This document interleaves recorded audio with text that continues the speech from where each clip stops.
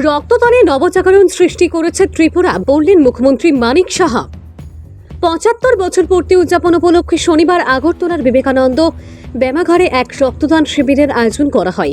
এই রক্তদান শিবিরের উদ্বোধন করেন রাজ্যের মুখ্যমন্ত্রী অধ্যাপক ডক্টর মানিক সাহা। অনুষ্ঠানে উপস্থিত ছিলেন পদ্মশ্রী দীপা কর্মকার, আগরতলা পৌর নিগমের মেয়র তথা বিধায়ক দীপক মজুমদার সহ অন্যান্যরা। এদিন এই অনুষ্ঠানে নিজ বক্তব্যে বলেন, রক্তদানে নবজাগরণ সৃষ্টি করেছে ত্রিপুরা। এখানে উৎসবের মেজাজে রক্তদান শিবির অনুষ্ঠিত হয়। এই ধরনের মহৎ সামাজিক কাজে সামাজিক সংস্থাগুলোকে আরও বেশি করে এগিয়ে আসার আহ্বান জানান তিনি।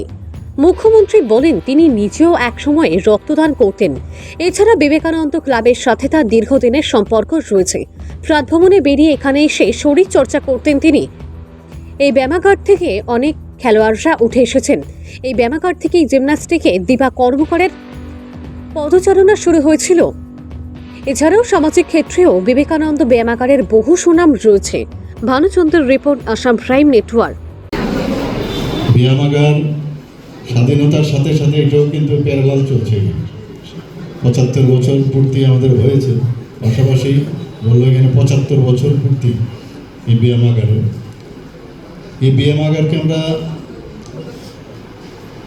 শৈশবকাল থেকে আমরা দেখে এসেছি। আমি নিজেও এখানে এই ব্যায়ামাগারের কোনো এক সময় সদস্য ছিলাম, বেশি দিন ছিলাম না। তো সকালবেলা যখন মর্নিং ওয়াক করতাম, তো এখানে এসে আমরা ব্যায়াম করতাম ফিটনেসের জন্য, আর কিছু না। তো এখানে দেখতাম যে অনেকে বডি বিল্ডিং, তারপরে আপনার ওয়েট লিফটিং ইত্যাদি সেসব যারা যুক্ত ছিল, ওদের সাথে আমার পুরনো পরিচয়ও ছিল। এখানে বলা হয়েছে এখানে এই ব্যায়ামাগার থেকে অনেকে পুরস্কৃত হয়েছে। শুধু ব্যায়ামাগারেরই নাম ওরা কুড়ায়নি, সমস্ত রাজ্যের থেকে, দেশের থেকে ওরা নাম করিয়েছে। ব্যায়ামাগারের যেটা দীপা বলার চেষ্টা করেছে, যে যা দেখেছিল, দীপার তো বয়স কম, আমরাও যা দেখেছি এরকমই, খালি এই বিল্ডিংটা হয়েছে। আমাকে যা বললো যে ওএনজিসির থেকে এবং এমএলএ ফান্ড থেকে কিছু একটা পেয়েছিল। আমি নিশ্চয়ই বিষয়টা আমি দেখব, এবং আমরাও চাই ডেভেলপমেন্ট ছাড়া তো হবে না। তো আইন মেনে কীভাবে করা যায়, এবং এটা আমার বিধানসভার এলাকাতেও, তো নিশ্চয়ই আমি দেখব এটাকে কীভাবে ডেভেলপ করা যায়। এখানে আজকের এই ৭৫ বছর পূর্তি উপলক্ষে যে রক্তের আয়োজন ওনারা করেছেন, রক্তদান শিবিরের, যারা রক্ত দিতে এসছেন তাদেরকে আমি ধন্যবাদ দিতে চাই। যারা কালেকশন করতে এসছে, আমাদের যে ডাক্তারবাবু এবং প্যারামেডিক যারা এসছেন, সবাইকে আমি ধন্যবাদ দেব।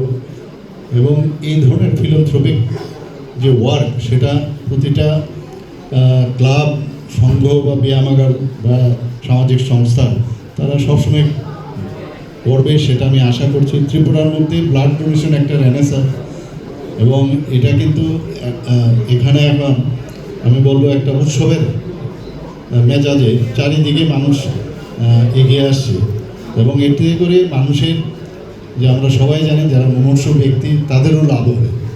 তো এই ধরনের দান, রক্তদান, এর থেকে বড় দান কিছু হয় না। আর এই ব্যায়ামাগারের যে ইনফ্রাস্ট্রাকচার ডেভেলপমেন্ট, সেটা নিশ্চয়ই করতে হবে। দেখা যাক কীভাবে করা যায়।